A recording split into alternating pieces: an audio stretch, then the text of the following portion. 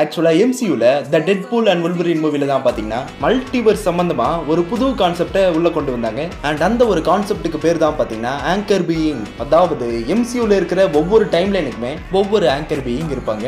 இவங்க எந்த வகையில ஒரு டைம் லைனோட ஆங்கர் பீயிங்கா தேர்ந்தெடுக்கப்படுறாங்க அப்படிங்கறத பத்தி இந்த ஒரு மூவில எந்த ஒரு ரெஃபரன்ஸுமே கொடுக்கல. பட் இந்த ஆங்கர் பீயிங்க பத்தி அவங்க பெரும்பாலும் சொன்னது என்னன்னா, ஒரு யூனிவர்ஸோட ஆங்கர் பீயிங்கா இருக்கிறவங்க தன்னோட வாழ்க்கையில பண்ற பெரும்பாலான செயல்கள் வந்து பாத்தீங்கன்னா அவங்க யூனிவர்ஸோட ஒட்டுமொத்த கால ஓட்டத்தையே ஒரு சீரான நிலையில வச்சிருக்கும். அண்ட் ஒரு யூனிவர்ஸோட ஆங்கர் பீயிங்க்கு அவர் தான் அந்த ஒரு யூனிவர்ஸோட ஆங்கர் பீயிங்கா இருக்காரு அப்படிங்கிற விஷயமே பெரும்பாலும் தெரியாது. ஸோ இதே மாதிரி தான் டெட்பூலோட யூனிவர்ஸான எர்த் 10005 ஆங்கர் பீயிங்கான லோகன் வந்து அடமண்டியம் பாய்சனிங்னால மண்டையை போட்டாரு. இந்த மாதிரி ஒரு யூனிவர்ஸோட ஆங்கர் பீயிங் வந்து எதிர்பாராத விதமா இறந்து போயிட்டாங்கன்னா அவங்க வாழ்ந்த அந்த ஒரு டைம்லைன் வந்து அடுத்த சில ஆயிரம் வருஷங்கள்ல ஒட்டுமொத்தமா இந்த ஒரு மல்டிவர்ஸை விட்டு எரேஸ் ஆயிடும். இதுக்கு முன்னாடி டிவியோட ஹெட்டா கேங் இருந்தப்ப இந்த மாதிரி அழியிற சிச்சுவேஷன்ல இருக்கிற யூனிவர்ஸ் எல்லாம் ஒரேடியா ப்ரூன் பண்ணிடுவாங்க. பட் எப்ப என் தலைமை லோக்கி வந்து டிவியோட ஹெட்டா மாறினானோ அப்பையில இருந்து டிவியில ஃப்ரீ வில் அப்படிங்கிற கான்செப்டை கொண்டு வந்தாரு. இதுக்கு அர்த்தம் என்னன்னா, ஒரு யூனிவர்ஸ் அது அழியிற தருவாயில இருக்கும் போதும் அது அழிய போற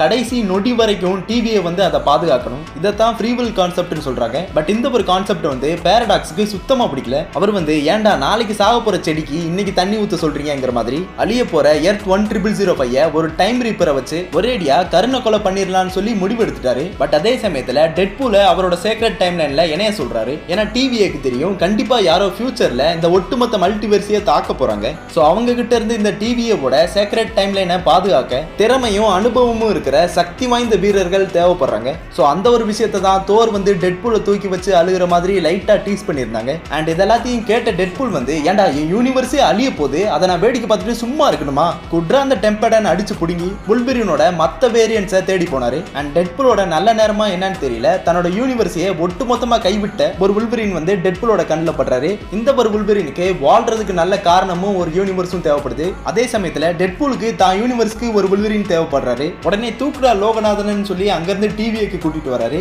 பட் அப்பதான் தெரிய வரும், ஒரு யூனிவர்ஸோட ஆங்கர் பீயிங்க அவரோட இன்னொரு வேரியன்ட்டை வச்சு ரீப்ளேஸ் பண்ண முடியாது. சோ பேரடாக்ஸ் டெட்பூலோட யூனிவர்ஸை அழிக்க ட்ரை பண்றாரு. ஆனா கடைசியில டெட்பூல் அண்ட் வொல்வரின் சேர்ந்து அவரோட பிளானை முறியடிச்சிடுறாங்க. அண்ட் அதே சமயத்துல தான் டெட்பூலோட யூனிவர்ஸ் வந்து தன்னோட சிதைவுல இருந்து மீண்டு வந்துட்டு இருக்கிறதா சொல்லுவாங்க. சோ ஒரு யூனிவர்ஸோட ஆங்கர் பீயிங்க அவரை மாதிரியே யூனிவர்ஸ் இல்லாத இன்னொரு வேரியன்ட்டை வச்சு ரீப்ளேஸ் பண்ணலாம் அப்படிங்கிற விஷயமே அப்பதான் டிவிஏக்கே தெரிய வரும். அப்புறம் எப்படி இந்த விஷயம் டெட்பூலுக்கு மட்டும் தெரிஞ்சதுன்னு கேட்டீங்கன்னா மறந்துடாதீங்க, டெட்பூல் தான் இந்த ஒட்டுமொத்த எம்சியூவோட மார்வல் ஆண்டவர்.